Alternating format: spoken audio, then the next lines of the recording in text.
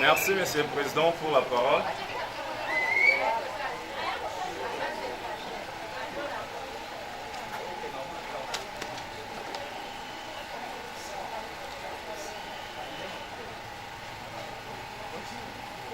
Monsieur le Président du jury,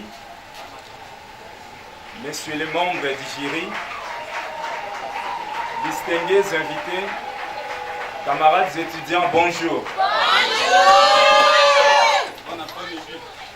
Le travail que nous avons l'honneur de vous présenter porte sur l'évaluation du niveau de connaissances des malades hospitalisés sur leurs droits et devoirs à l'hôpital général de référence de Makiso Kisangani, des mois de mars au mois d'avril 2016. Longtemps, la santé et les droits se sont ignorés, étrangers l'un à l'autre.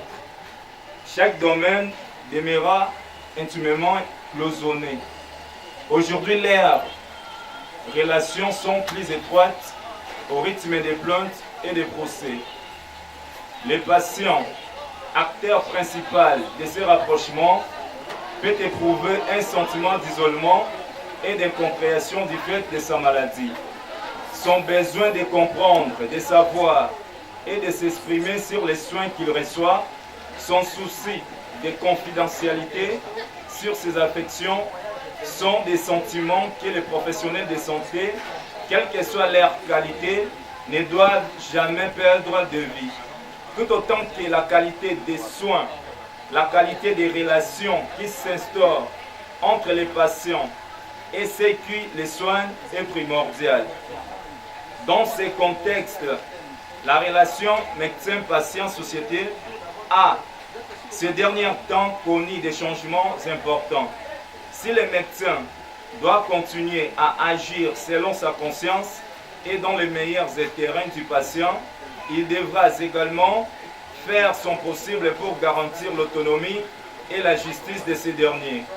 Car la santé élargie à une triple dimension biologique, psychique et sociale et reçoit une définition positive. La santé n'est plus seulement l'absence de maladie, elle désigne un état de bien complet, physique, psychique et social. La charte africaine est très explicite par rapport à la Déclaration universelle des droits de l'homme. Il est clairement défini les droits de toute personne qui doit jouir des meilleures conditions de santé. En cas de maladie, toute personne devra jouir de ses prérogatives en matière de santé. La République démocratique du